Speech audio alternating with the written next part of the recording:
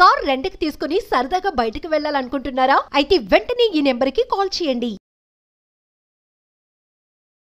నమస్తే, welcome to Suman TV. ప్రస్తుతం మనతో పాటు ఉన్నారు assistant professor in marketing Ramakrishna గారు. నమస్తే సార్. నమస్కారం అమ్మా. సార్, ఎన్ఆర్ఐస్ మరి ట్రంప్ ఎఫెక్ట్ వాళ్ళ మీద కూడా పడిందని అనుకోవచ్చు. మరి గందరగోళంలో ఉన్నారు ఇప్పుడు వాళ్ళు. అక్కడ ఉండలేక ఇక్కడికి రాలేక వాళ్ళ పరిస్థితి అయితే మరి మీరే చెప్పాలి. ఒక విషయం చెప్పగలను, వాళ్ళు ఎంత కంగారు పడుతున్నారో తెలియదు కానీ ఇక్కడ వీడియోల్లో విశ్లేషకులు కానీ లేదా టీవీ స్టూడియోల్లో కానీ ఇక్కడ కంగారు ఎక్కువగా ఉంది. ఎందుకంటే అక్కడ పరిస్థితి మనకు తెలియదు. అక్కడి గురించి ఊహాగానాలు మాత్రమే, లేదా ఒక 5-6 మన బంధువులు ఫ్రెండ్స్ ఎవరైనా ఉంటే వాళ్ళు చెప్పిన విషయాన్ని బట్టి మనం ఇక్కడ తీసుకురావడమే తప్పించి అక్కడంతా హోల్సేల్ మార్పులు ఏం జరగట్లా. ఒకేసారి ఇదిగోండి వెళ్ళిపోండి అని అలా ఏం లేదు. ఎప్పుడో ఉగాండాలో ఉండే ఇది అమీన్ అని ఒక ఆయన ప్రెసిడెంట్ అయ్యాడు. అయిన తర్వాత వాళ్ళకి మొత్తం భారతీయులందరికీ హోల్సేల్గా తాకీదు ఇచ్చాడు. ఏం లేదు, ఇంక మీరు తట్టాబుట్టా సర్దుకుని వెళ్ళిపోవాలి, ఉన్నట్టుగా అమ్ముకుని లేకపోతే వదిలేసుకుని పారిపోయారు. ఇది జరిగింది. అవి ఆయన ఇది అమీన్ అంటే డిక్టేటరు ఆ టైంలో వాళ్ళకి చెల్లింది. ఇప్పుడు అలాంటి ఆలోచనలు కానీ అలాంటివి జరుగుతాయని కానీ మనం అనుకోవడానికి లేదు. ఒకటి. రెండోది, భారతదేశంతో సంబంధాలు సత్సంబంధాలు కొంతలో కొంత మెరుగ్గా ఉంచుకోవాలనే ఉద్దేశం ట్రంప్కి ఉంది.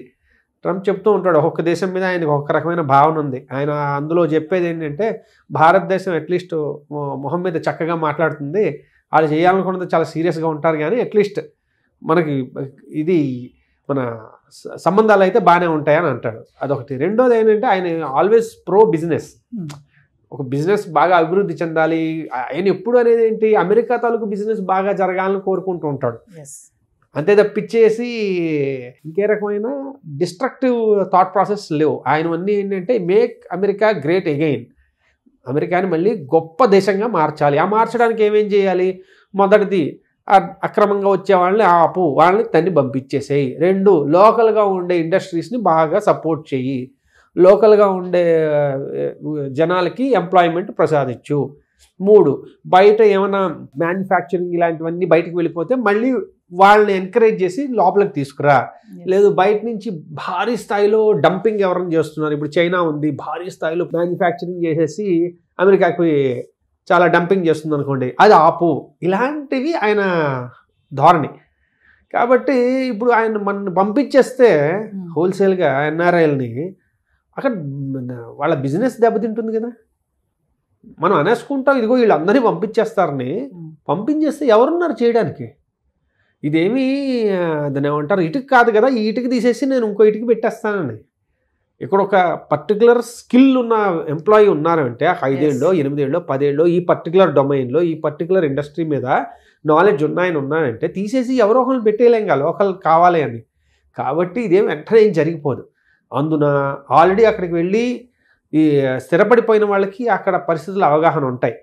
మనం ఇంతకుముందు అనుకున్నట్టుగా ఆర్థిక మాంద్యం వల్ల ఉద్యోగాలు పోవడము, లేదంటే బిజినెస్ డౌన్ అవ్వడం, అవన్నీ జరిగిన వాటిల్లో అది కామన్. కొంతమందికి ఉద్యోగాలు పోయి ఉండొచ్చు, కానీ ఇలా గవర్నమెంట్ కచ్చగట్టి ఇలా ఎన్ఆర్ఐలను పంపించేయాలని ఇంకేమని కానీ ఏది జరగవు. కాబట్టి మనం భయపడిపోవాల్సిందేం లేదు. అక్కడ కొంచెం ఎకానమీ స్థిరపడి బాగుందనుకోండి, మనం ఈ మాట్లాడుకున్నవన్నీ మర్చిపోతాం. ఎందుకు? మళ్ళీ ఇప్పుడు వెళ్ళే వాటిల్లో ఇంకో 10% 20% ఇంకా ఎక్కువ అయ్యే వెళ్ళిపోతారు. కాబట్టి మనం భయపడాల్సిందైతే ఏమీ లేదు. ఇప్పుడు కొంతమంది కన్సల్టెన్సీ ద్వారా వెళ్తూ ఉంటారు కదా, అలా వెళ్ళిన వాళ్ళకి ఏమైనా సమస్యలు ఉంటాయా? చక్కగా అడిగారు.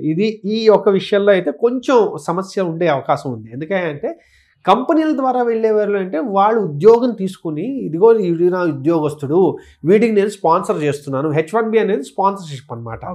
అంటే నేను వీడిని స్పాన్సర్ చేస్తున్నాను, వీడి నా ఉద్యోగి, వీడు నాకు చాలా అవసరం, ఎందుకంటే వీడికి ఈ రకమైన స్కిల్స్ ఉన్నాయని తెచ్చుకుంటున్నాను. ఈ కన్సల్టెన్సీ ద్వారా వచ్చిన వాడు ఏంటంటే ఇదిగో వీడికి ఎవరికో స్కిల్ ఉంది, ఇక్కడ చూసుకుందాం అనుకుంటున్నాడు, సో నేను వీడికి ఏమైనా ఉద్యోగం ఇప్పిస్తాను అని కన్సల్టెంట్ వాడు చెప్తున్నట్టు. కాబట్టి ఇందులో నియమ నిబంధనలు చాలా కఠినతరం అయ్యే అవకాశాలు ఉన్నాయి. ఎందుకయ్యా అంటే ఎవరిని బట్టి ఇప్పుడు కన్సల్టెన్సీకి వదిలేమనుకోండి, ఎవరినైనా పట్టుకొచ్చేస్తాడు, స్కిల్ ఉన్నా లేకపోయినా. ఎందుకంటే వాడికి కావాల్సింది ఆ మార్జిన్, అంతే కదా. బాడీ షాప్స్ అంటారు వాటిని.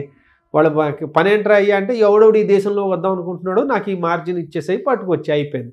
సో అలాంటి వాళ్ళని అరికట్టడానికి వాళ్ళు ఏం చేస్తారంటే ఇదిగో ఇంత దాని ఏమంటారు స్కిల్ని ఎలా మనం మెజర్ చేస్తాం, ఇదిగో వీడికి ఇంత బాగా కంప్యూటర్ వచ్చు అని చెప్పడం మనకు తెలియదు.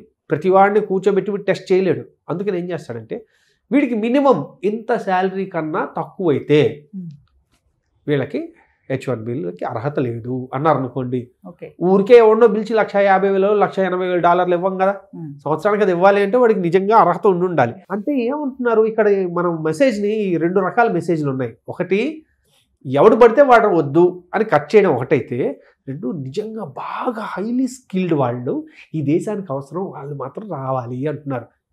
అది ప్రో బిజినెస్ని చాలా అభివృద్ధి పరచడానికో దేశాన్ని అభివృద్ధి పరిచే ఆలోచనలనే ఉన్నాయి. కాబట్టి అది వాళ్ళ ఆలోచన ధోరణి.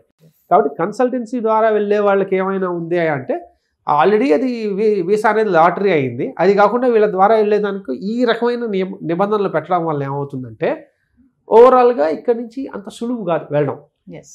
అది వెళ్ళినా అక్కడ నిలదొక్కుకోవడం కష్టం అవుతుంది. సో ఓవరాల్గా చూసుకుంటే అంటే ఇక్కడి నుంచి అక్కడికి వెళ్ళిపోయి అక్కడే సెటిల్ అయిపోయి వాళ్ళకి ఏం సమస్యలు ఏమి అంత ప్రాబ్లం ఏమి లేదని అంటారా? సమస్యలు అంటే భారీగా అయితే కొత్త సమస్యలు ఏం లేవు, ఉన్నవేవి పోవు. కొత్త సమస్యలు అంటే భారీ స్థాయిలో రావు, చిన్న చిన్న సమస్యలు ఎలానో వస్తాయి. ఎందుకంటే నిబంధనలో మార్పులు రావడం ఖాయం. ఎందుకయ్యా అంటే ఆయన కొన్ని అనుకున్న దాన్ని ఏమంటారు ప్రామిస్ చేసిన ఎలక్షన్లో చేసిన ప్రామిస్ల నిర్ణయాలు కొన్ని తీసుకుంటారు కదా, అందులో ఇల్లీగల్స్కి ఎలా అయితే ఇది ఉంటుందో ఇందులో కూడా కొంచెం కఠినతరం చేయొచ్చు అంతే తప్పించేసి పంపించేసేవి లేకపోతే సడన్గా ఉద్యోగాలు అందరూ తీసేసేవి అయితే అవకాశాలు లేవు. అక్కడ సెటిల్ అయిపోయిన వాళ్ళ పైన అయితే ఎటువంటి పెద్దగా ఏమి ఉండదు, ఫోకస్ ఏమి ఉండదు అంటారా? అక్కడ ఉన్న ఆర్థిక పరిస్థితులను బట్టి వాళ్ళ తాలూకా జీవన విధానాలు మారుతుంటాయి తప్ప ఇంకా భారీ స్థాయిలో ఏమి ఉండదు. ఎందుకంటే మనం భారతదేశం గురించి మనం ఆలోచించుకుంటాం, ఎందుకంటే మనం అక్కడ ఉంటున్నాం కాబట్టి. మనలాగే ఎన్నో దేశాల నుంచి అందరూ అక్కడికి వచ్చి ఉంటున్నారు కదా, వాళ్ళందరూ ఎందుకంటే వీడు ఒక్కడు ఓన్లీ ఇండియన్స్ మీరందరూ వెళ్ళిపోండి అంట కదా. ఇది చేస్తే అందరికీ ఇదిగా ఉంటుంది. వచ్చిన H1Bలో 70% దాదాపు చైనా వాళ్ళు ఉంటారు, అది భారతీయులు ఉంటారు. ఒక 13% చైనా వాళ్ళు, వీళ్ళకే H1Bలు వస్తున్నాయి. మిగిలిన దేశాల వాళ్ళు వస్తూనే ఉన్నారు. ఓకే, అంటే భారీ మ్యాక్సిమం మనం ఉన్నాం కాబట్టి ఆ H1B అని మనం భజన చేస్తూ ఉంటాం. అది కొత్త ఏమైనా అయితే ఇబ్బంది. ఒక విషయం చెప్పండి సార్, ట్రంప్ టార్గెట్ ఇండియన్సా చైనా అంటే ఏం చెప్తారు మీరు? ఈ రకంగా చెప్పుకుంటే ఇండియన్స్ చైనీస్ కాదు ఆయన టార్గెట్, చైనా ఆయన టార్గెట్. ఎందుకంటే వాళ్ళ ఇది దాని ఏమంటారంటే ట్రేడ్ డెఫిసిట్ ఏదైతే ఉందో అది భారీ స్థాయిలో ఉంది చైనాతో. అండ్ మొదటి నుంచి చైనా తాలూకు పాలసీలకు కొంచెం ఆయన వ్యతిరేకి కాబట్టి చైనాని టార్గెట్ చేస్తారు. కొంచెం హార్ష్గా ఉంటాడు చైనాతో.